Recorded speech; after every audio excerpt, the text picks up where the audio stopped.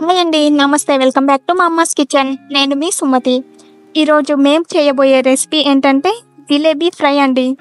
Jalebi sweet తెలుసు కానీ jalebi fry ఏంటి అనుకుంటున్నారా? చేపలండి, చేపలు. మేమైతే ఈ చేపలని జిలేబీ అని పిలుస్తాం. మీరు కూడా ఈ పేర్లతోనే పిలుస్తారా, లేదంటే వేరే పేరు ఏదైనా ఉందా అన్నది కింద కామెంట్ రూపంలో మాకు కామెంట్ చేసి చెప్తారా? మరైతే లేట్ చేయకుండా ఈ జిలేబీ చేపలతో టేస్టీగా ఫ్రై ఎలా చేయాలో చూద్దాం పదండి. చేపలని శుభ్రంగా వాష్ చేసి తీసుకున్నామండి. ఈ చేపలని ముక్కలుగా కట్ చేయకుండా ఇలా సన్నగా ఘాట్లు పెట్టుకోవాలి. ఇలా ఘాట్లు పెట్టుకోవడం వల్ల చేపలు ఫ్రై చేసుకునేటప్పుడు పైన లోపల చక్కగా ఫ్రై అవుతాయి. అలాగే చేపలకి ఉప్పు కారం కూడా బాగా పట్టి తినేటప్పుడు టేస్టీగా ఉంటాయి. ఇక్కడ మేము తీసుకున్న చేపల వెయిట్ వచ్చేసి 2 కేజీలు అండి. 2 కేజీలకి 6 చేపలు వచ్చాయి. 6 అంటే చేపలన్నీ ఒకే సైజులో ఉండవు కాబట్టి అటు ఇటుగా ఒక్కొక్క చేప వెయిట్ వచ్చేసి 300 గ్రాములు ఉండొచ్చు. ఇప్పుడు ఇందులో రుచికి తగ్గట్టు ఉప్పు వేసుకొని చేపలకి బాగా పట్టేలా కలుపుకోవాలి. అలాగే 1 టేబుల్ స్పూన్ దాకా అల్లం వెల్లుల్లి పేస్ట్ వేసి చేపలన్నిటికీ బాగా కలిసేలా కలుపుకున్న తర్వాత రుచికి తగ్గట్టు 1.5 టేబుల్ స్పూన్ దాకా గుంటూరు మిర్చి కారం పొడిని వేసుకుంటున్నాం. ఈ కారం పొడిని వేసుకుంటే ఇందులో ఇంకా ఏ ఫుడ్ కలర్ వేయాల్సిన అవసరం లేదండి. ఈ కారం పొడితోనే మన రెసిపీకి కావాల్సిన పర్ఫెక్ట్ కలర్ ఆటోమేటిక్గా వచ్చేస్తుంది.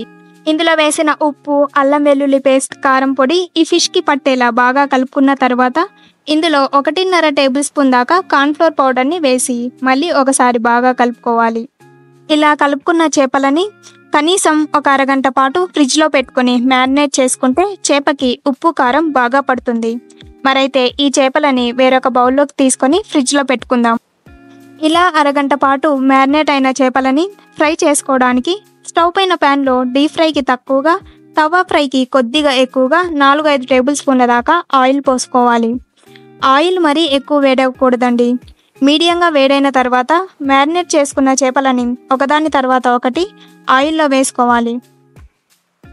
ఇప్పుడు మూత పెట్టి మంటని లో ఫ్లేమ్లో పెట్టుకొని ఒక 5 నిమిషాల పాటు ఇలా ఫ్రై చేసుకుంటే చేపలు లోపల వైపు చక్కగా ఫ్రై అవుతాయి. ఇప్పుడు మూత తీసి చూడండి, చేపలు ఇలా 50% ఫ్రై అయిన తర్వాత చేపలన్నిటిని ఇంకో సైడ్కి టర్న్ చేసుకొని అటువైపు కూడా 50% ఫ్రై అయ్యే వరకు ఎక్కువగా కదపకుండా ఫ్రై చేసుకోవాలి. ఇలా రెండు వైపులా 50% ఫ్రై అయింది కాబట్టి మిగిలిన 50% ఫ్రై చేసుకోవడానికి ఎక్కువ టైం ఏం పట్టదండి. సో చేపలని రెండు వైపులకి టర్న్ చేసుకుంటూ చిన్న మంట మీదే మనకి కావాల్సిన కలర్లోకి వచ్చే వరకు ఫ్రై చేసుకోవాలి. ఇక్కడ చూడండి, చేపలు చక్కగా ఫ్రై అయ్యి ఈ కలర్లోకి వచ్చాయంటే మనం చేసుకున్న ఫిష్ ఫ్రై రెడీ అయిపోయినట్టే. ఫ్రై చేసుకున్న చేపలన్నిటిని ఒక ప్లేట్లోకి తీసుకున్నాం.